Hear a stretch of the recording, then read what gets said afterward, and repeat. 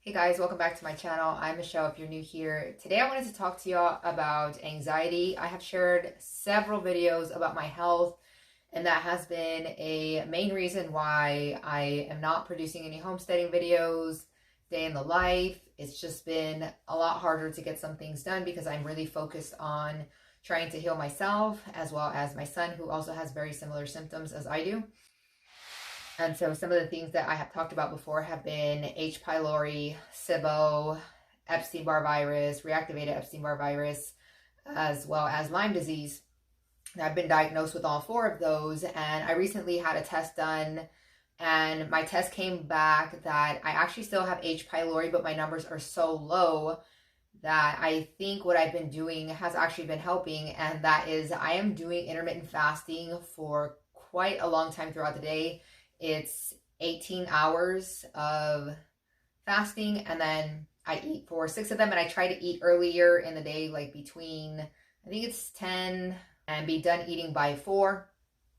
And then for the rest of the day, I just, don't eat. And I typically will eat only 2 meals, and I'm only eating whole foods, and it's mostly some meats and some vegetables, not all vegetables.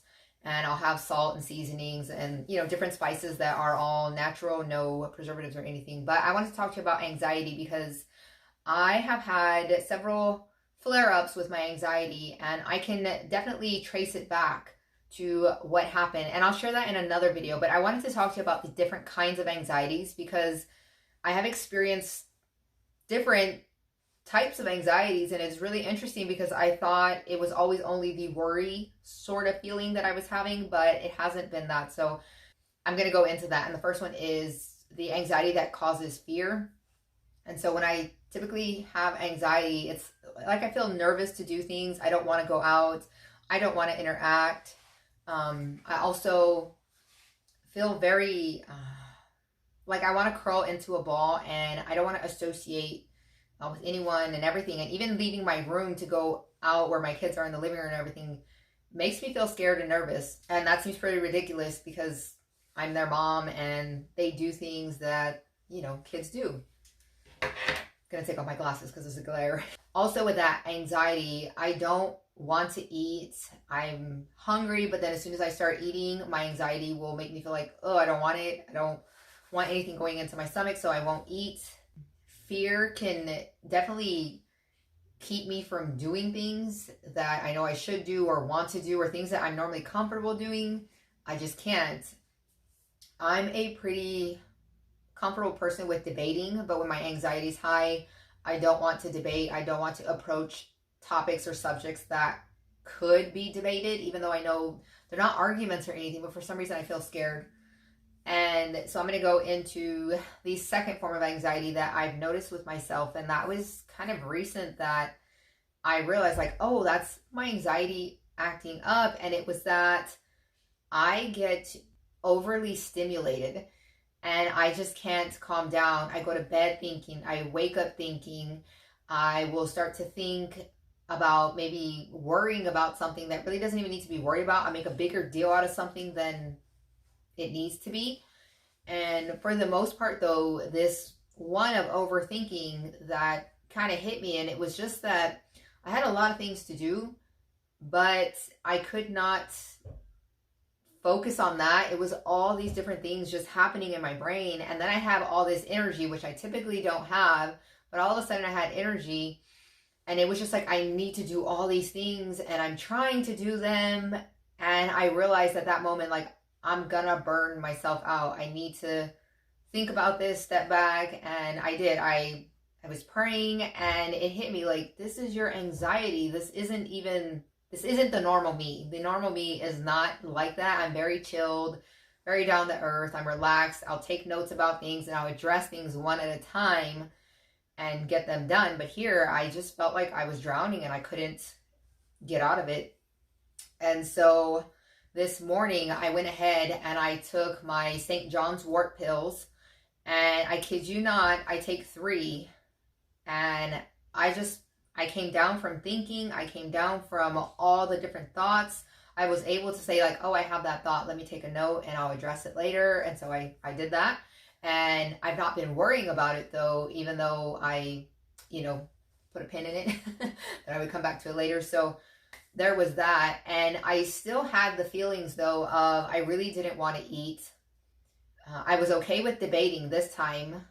And I think it was because I felt like I had the energy. It's kind of like that go-getter, like I'm going to get this done. And like I said, it was just too much energy into all these things that I felt like I just couldn't stop. And then I was also having some difficulty shutting down and just going to bed. So I definitely stayed up really late on a few days. I stayed up till one night, and then 3 o'clock the next night, and then midnight the next night. And I told myself I need to stop this. And that was yesterday when I woke up and was like, I need to pray about this. What is this? What's happening? Because it's not normal. It's not the normal me.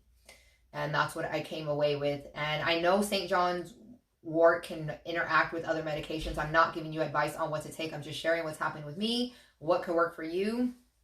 And I definitely think eating healthy is key to healing. I do still take an immune support supplement, as well as I try to take wormwood. And I'm kind of wondering if that's why my H. pylori levels are down and I'm doing some better. It's almost like I'm climbing up. I messed up almost a month ago, and it literally takes my body about 30 days to detox from when I eat wheat. I had wheat, and I had also had it previously, and I had not even realized that it was in one of my teas.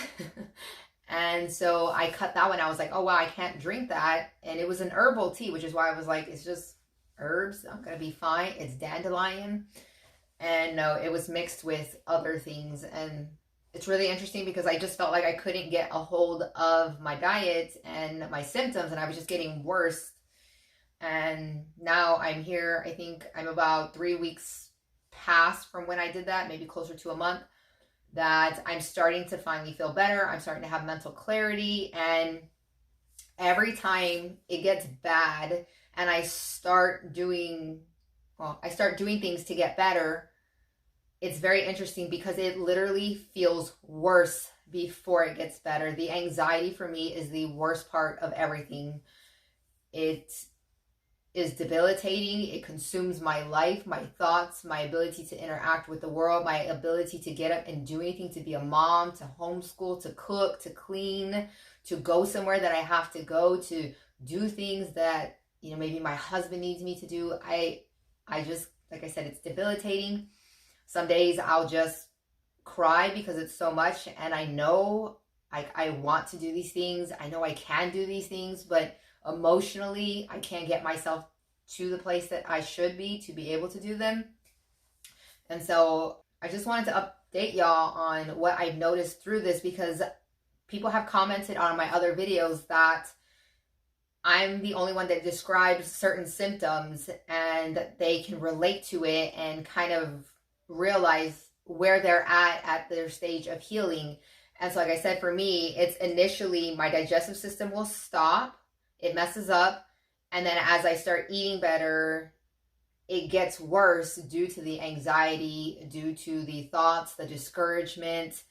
And then all of a sudden I get over that hump and I feel amazing. But any mess up in my diet can literally send me back to square one. And I have to climb that hill again with the anxiety. And I'm not going to say the anxiety is just those things. There are intrusive thoughts of self-harm. And it's not that I would ever do those things. It's just those thoughts plague me. And I think that's another reason why I get really sad. And it's because I know what's right and I know what's good. And I have these thoughts that come and I don't want them. So I hope this video I make is helpful for anyone who is struggling with their health, with anxiety, with their diet, with their gut issues, and that possibly you can kind of glean some things that I've done for your life to maybe help yourself get better. I don't want to feel like this for the rest of my life. And like I said, I feel better. I feel like I'm doing better. I've been able to lose some weight. And obviously it's because my fasting window is so large. It's at 18 hours. And in the beginning, it was hard. I was hungry. But I made it over that hump, and literally I feel like I have gained control over when I eat, except for some of the symptoms where obviously if you don't eat for so long, like I forget to eat my meals because I'm comfortable with fasting now that, I'll start shaking, like, oh, I need to eat something. And I don't even have to have a whole meal. I'll take a tablespoon of a nut butter, like cashew butter, almond butter, and I feel fine. I'm like, all right, let me just keep going. It's been very freeing, very, I think, healing, because like I said, I am feeling a lot better.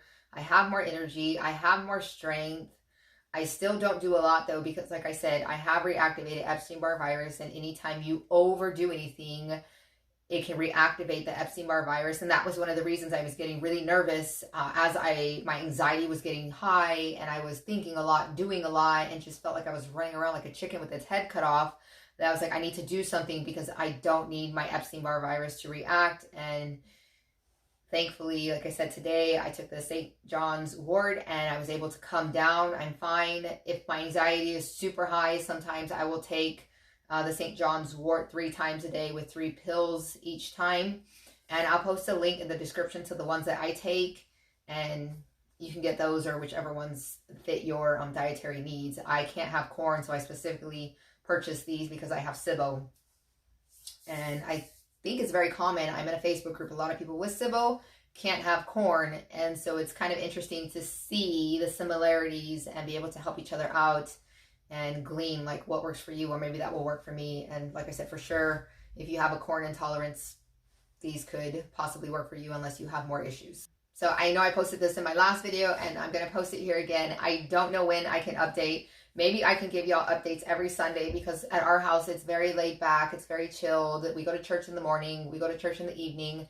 And then during the day, we just hang out together and relax. And to me, it's very relaxing to share and open up about where I am in my struggle, in my health, and also to document it, because I can go back and look and remember this is what helped. Because literally when I'm in stage 1, when I'm sick, my mind doesn't work and I can't think very clearly. But if I know I can go back to my videos and watch some things or think about the videos, sometimes I can remember and recall things and implement those things and get better a little faster. And one thing I do want to share with y'all that I started, I have a friend, she is a counselor, and she recommended that I make myself a printout of my symptoms so that I can track where I'm at, how I'm doing, what I'm eating, how I'm feeling, and that can kind of help me know what is happening in either my diet or my cycle, which is really important if you're a woman, because the cycle can play a big role and it can affect your digestive system. It can affect your anxiety. It can do many things. And for women, our hormones are constantly changing throughout the month. Where you have a guy, they typically will stay the same. I don't know if women hormones affect men hormones. That would be really interesting. So I did make me a printout sheet. And if you're interested in the questions that I ask myself, I will try to figure out a way to make a link and to share it with y'all. So like I said, if you're interested in this, leave it in the comments and I will work some magic and figure out how to get it to y'all. All right, I will see y'all in my next video. I hope y'all are doing well. And if you're a homesteader and you watched all this, thanks for watching. And if you're interested in my videos for health, again, thanks for watching. I hope I can be helpful to you. I will see y'all in my next video. Y'all take care. Bye.